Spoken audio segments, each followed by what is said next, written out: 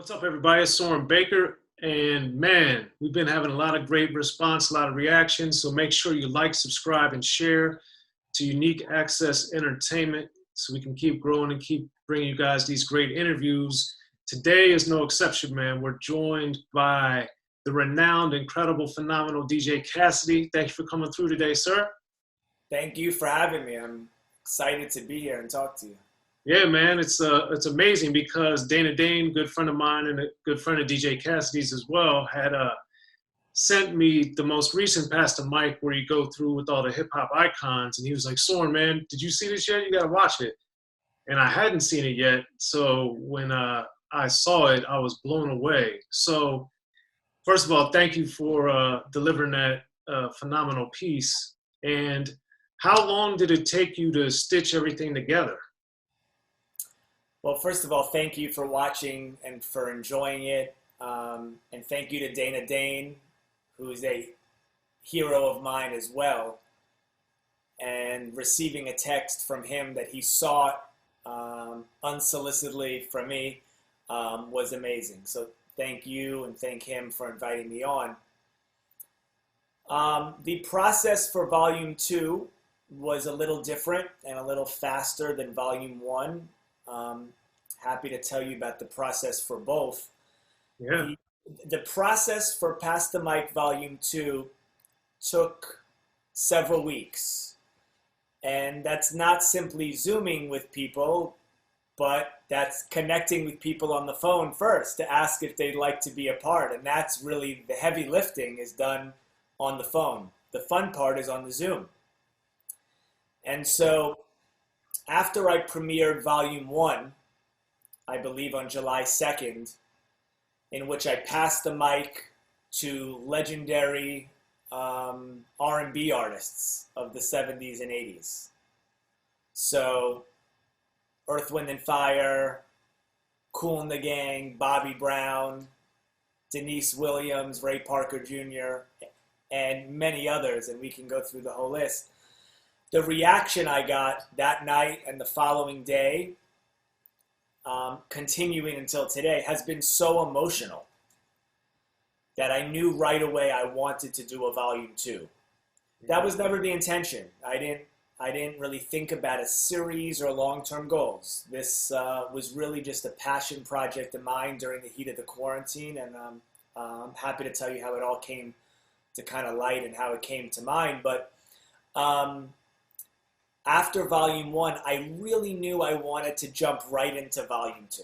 And unlike Volume 1, where there was no expectation, no one wanting it, no one knowing it, no one talking about it, Volume 2, I had to step into full gear. So I said, okay, this time I want to celebrate and unite my hip-hop heroes. It just felt right. Hip-hop was my first love. Right. And it inspired everything I've done in music and all music that I've listened to since and explored since and loved since. So I literally just sat at my computer, pulled up iTunes, and started making a list of my favorite hip-hop classics. Didn't think of genre or era or location.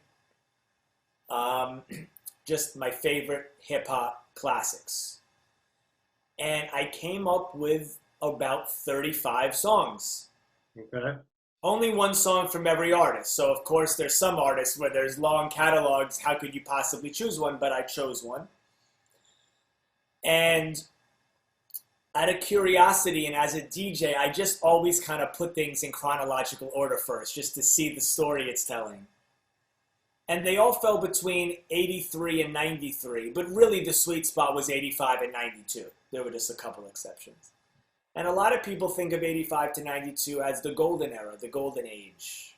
Certainly that was the era that I grew up on. Those are my young, formative years. So that was the first step of the process, the songs and the artists, and that was my target list. And then I started the calls from there.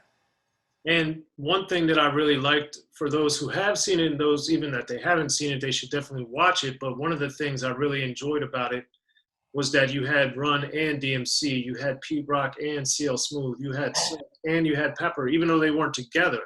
So Um, in your initial concept, your original idea of it, did you have the thought that you'd be able to get both Pete Rock and CL Smooth, or both Run DMC, or how?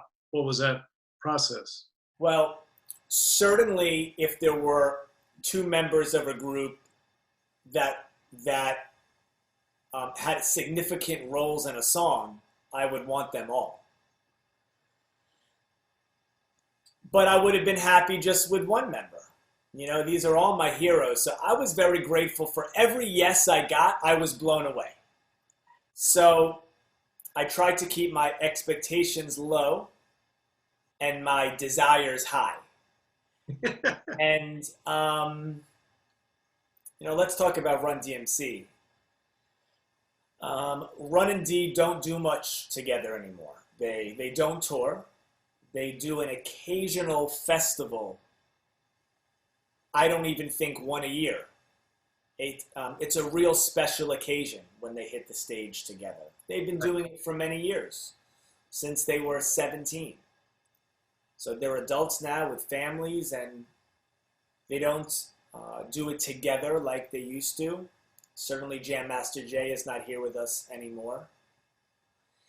And certainly one of my bigger goals, if not the biggest goal, was to unite Run and D together, and not only have them both, but have them both on the same song.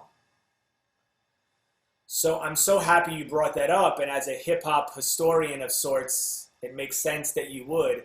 That was a real moment, and not a moment not to be taken for granted, because it happens in the first 90 seconds of the piece. Yeah, and that really, to me, set the tone. And since it is, like more than 40 minutes long, I was like, man, this really sets the tone to get it off on a phenomenal foot. Thank you. You know, when Earth, Wind, and Fire set off Volume 1, people called me that night and the next day and said, yo, you put Earth, Wind, and Fire first? That's bold. Like, that's the greatest R&B band that ever lived. You put them at the beginning? And, you know, them being at the beginning was multifaceted. I can tell you about how that all came to be, and but I'll wait until we talk about kind of the genesis of the idea. But there were reasons I wanted to put Earth, Wind, and Fire first. But what I learned by doing it was that when you start like that, it immediately draws people in and doesn't let them go. And I wanted Run DMC to be first for that reason, but for other reasons as well. You know, I did position Pass the Mic Volume 2 largely in a chronological way, not entirely. Right. So by no means am I telling people that you cannot find holes. Of course, it is. I sequenced it chronologically and also musically, how I as a DJ would. And the two had to work together. So I made sacrifices on both sides. But I wanted to position the records how I would as a DJ if I was DJing live at a party. But I also wanted to tell a story and take people on a journey through hip-hop. And in my opinion, and everything I say, by the way, about these records is in my humble opinion. Everyone has different favorites and different markers and different pinpoints of their memory and nostalgia. For me, Sucker MCs was the beginning of all that came afterwards. It was the beginning of a new era of hip-hop. Everything that came after as a result. And for those reasons, it had to be first. And then, of course, it was a bonus that when you start with the power of all that is Run DMC, it starts so big that it just makes people locked in. And that was the goal, and I was really grateful. I mean, I'm glad we have some time to talk, because I could tell you stories about each artist, but when I made those calls, even though I know them both well, and I've known Run for a very long time, you know, you're still nervous to make those calls because those, once they say yes, it's a stamp on the project that just cannot be duplicated. Absolutely. And the volume of artists you had, I thought was phenomenal. And since you brought up the fact of Run DMC doing the same song, Pete Rock and CL Smooth did two different songs. So how and why did they approach it that way? Well, Pete doesn't rap on most of the records. So it was a very easy way to include Pete in a vocal way. Pete was the producer of all the records. The group was Pete Rock and CL Smooth. Pete produced, I think, all the records, if not most. And he was the DJ when they performed. But he rapped on a few records. And The Creator was, I think, the biggest record or the most impactful record for me that he rapped on. So had I not asked him to rap The Creator, I could have invited him on screen for They Reminisce Over You. And he does a couple ad-libs at the beginning, but largely it would have been 90 seconds for CL. So right. I thought, what better way to include both of these icons than to have them both rap these songs next to each other? Yeah, I agree perfectly. And then speaking of the force and the power, one of the songs that I think people, you know, our age and younger really liked, but doesn't get as much attention, that I was really glad that you included in Showcase, was Top Billin' by Audio 2. So that one, and to see Milk, you know, rapping on that was phenomenal. So for how and when and why did you decide to put that song where you did in the mix? Well, how I decided to include it, you didn't ask me that, but that was a no-brainer. It's by far one of the most important hip-hop records ever made. It just is. Yeah. The drums alone, I would say, are top 5 drum loops in hip-hop history. Like Sucker MCs, it has that power with the drums. For sure. And, you know, Top Billin' is, of course, the foundation of Mary J. Blige's Real Love. Vocally, the foundation of I Get Money, 50 Cent. I mean, it's been sampled 100 times. Why there? The same answer I could answer you 35 times. Every song was positioned how I would play these records live. Okay. I would never play Rebel Without a Pause by Public Enemy after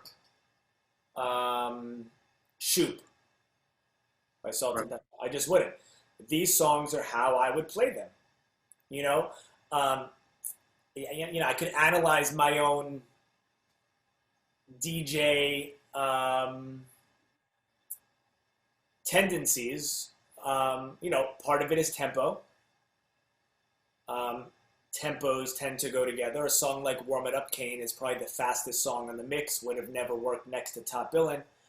But they were positioned, as I said, musically meaning the feel of the song and the tempo of the song. And when possible, I tried to make them in somewhat tell a story chronologically.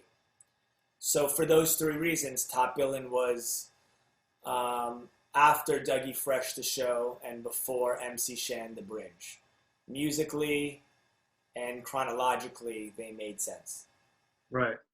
And MC Shan was another one I was excited to see, in a pleasant surprise, not because it's not warranted, but often because he's not somebody that goes in the normal category of, you know, all these lists and things that we see. So for those that don't know, I wanted you to explain the significance and importance and the magnitude of what Shan did and the fact that he's in Pass the Mic. Well, Shan had had many records that made an impact on hip-hop. I thought The Bridge was surely the one to ask him to do.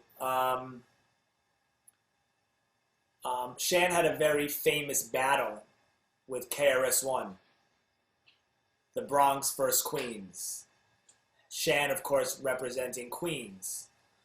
So he was the first, or one of the first, real kind of leaders of the Queens movement, which of course led to Nas and everyone that came after from Queens. Of course, there are many people from Queens, Run DMC, LL Cool J, of course.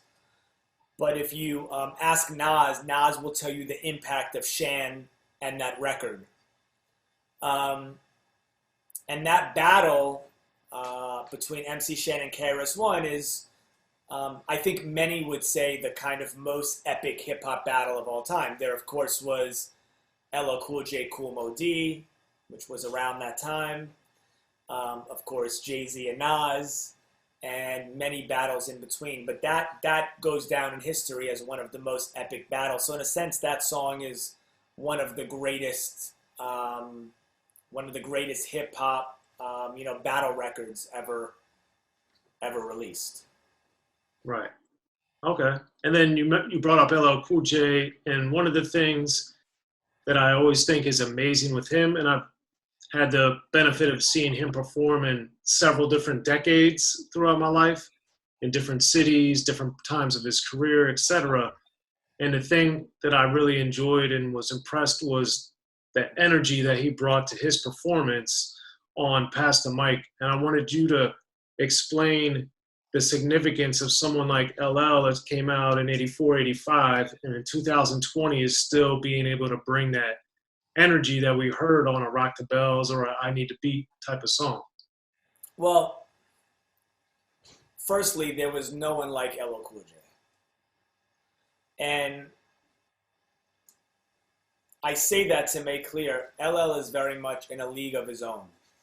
A true great and a true anomaly of any genre, not only of hip-hop, of rock and roll, of any genre, to have had so many, not only successful, forget that word, important records through multiple decades is really a true feat and speaks to how great he is as an artist and as a hip-hop innovator.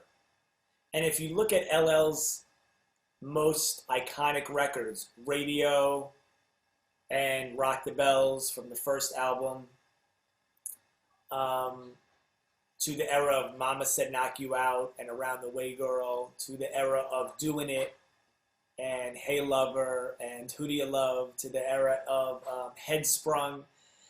These are all, in a sense, different vibes of LL, but they're all LL. LL always was the battle force, but he was always the smooth, sexy, and stylish force. He was all of these from day one, and that has enabled him to continue to do what he does, in my opinion, and still be him throughout all these records. So having LL tell me on the phone he was down to do this was just incredible. And I united with his brand, Rock the Bells, on this as well. And that was a very natural conversation. That didn't precede me asking him to be part. I spoke to him on the phone. I asked him if he had seen Volume 1, and he had the nicest thing to say about it. And again, that blew me away that LL Cool J had seen it. And now I'm on the phone with him, and I asked him to do it, and kind of once we got going, he was like, "You know Rock the Bells, right?" I said, "Of course." It's a Sirius channel, but it's a .com. It's a brand. It's all things classic hip-hop. And he said, this is what you're doing, celebrating classic hip-hop. So we united just to do cool things around it. And one of the things we did was right after the live event ended on Twitch last week, I went on Instagram Live with him on his Instagram. And literally, I was right here in my living room. I was watching the live event. I finished the DJ set. Then I was watching it. I was in the chat, and it finished. And I was so excited, and my heart was beating. And I signed on to his Instagram, and he was genuinely excited. Excited's not even the word. Genuinely from his heart, amped up. You could see his heart beating. And he posted it. The whole interview, but not an interview, the whole discussion is on his Instagram. And I reposted it, so it's on my feed as well. And you can see me take off my glasses and just almost be speechless, almost with a tear in my eye, because getting that kind of reaction from him about what we had just created was the greatest feeling in the world. And then when we finished the discussion, I left the screen and he brought on Dougie Fresh, and they talked for 30 minutes about it too. And watching them talk about, in a sense, me and what I had put together with 35 iconic artists was just a feeling that I will never forget. And so, in answer to your question, I've been giving you the long answer, but I hope that's okay. When I got on Zoom with him to record his part, I could see right away he was there for business. I could see in his outfit, I could see in the background, and I could feel in his demeanor that he was ready to show everyone why LL Cool J was LL Cool J. And you got to respect that so much, because my little project is just a little thing. This is LL Cool J, Grammys, awards, platinum albums, gold albums, TV shows, movies. He has nothing to prove. Right. But the fact that he still comes ready to prove shows that the 17-year-old in him is still there. Yeah, he's got that hunger, man, still. It never dies. I don't think it dies in anyone who was included, but it was true. That was truly exemplified by LL. And so I was really honored. And I think he was almost a little surprised. We discussed this on Instagram. I think he was almost a little surprised that I asked him to do radio. You know, because I think he's used to being asked to do Mama Said Knock You Out, or Doing It, or Around the Way Girl, or even Rock the Bells off the same album. But I just, grew up watching the movie Crush Groove, idolizing Run DMC, Russell Simmons, Rick Rubin, Andre Harrell, LL Cool J, all the people who made that movie reality, because it was based on the Def Jam story. And there's a scene where he comes in a room, and it's Dr. Jekyll and Mr. Hyde, who is Andre Harrell and Alonzo Brown. And I don't think Run is in the room yet. I think it's Jam Master Jay, DMC, and Rick Rubin. And like a 16-year-old LL walks in the room to try to audition for this label, Crush Groove, modeled after Def Jam. And he just comes in, he's like, "Ma, radio, believe me, I like it loud." And he's like 16, and to me, I wanted that. I wanted the beginning of it all. The beginning of LL Cool J, the beginning of Def Jam, the beginning of Rick Rubin. And to me, that song spoke to that. In the beginning, hip-hop was ruled by the East Coast. Then the West Coast rose to prominence, thanks to gangster rap. Straight out of Compton, crazy motherfucker named Ice Cube. Hip-hop changed the world. Gangster rap changed the narrative. I'm representing for the gangsters all across the world. And then changed the world again. 'Cause I'll come and take your life away. The history of gangster rap features unheard stories, unseen photos and documents, all with exclusive interviews from the founders and players who shaped gangster rap. I think a real gangster rapper has to scare you a little bit. The history of gangster rap, written by veteran rap journalist Soren Baker. In stores now. Yo, what up? This is DJ Quick. Be sure to pick up my homeboy Soren Baker's book, The History of Gangster Rap, if you really want to know what we do.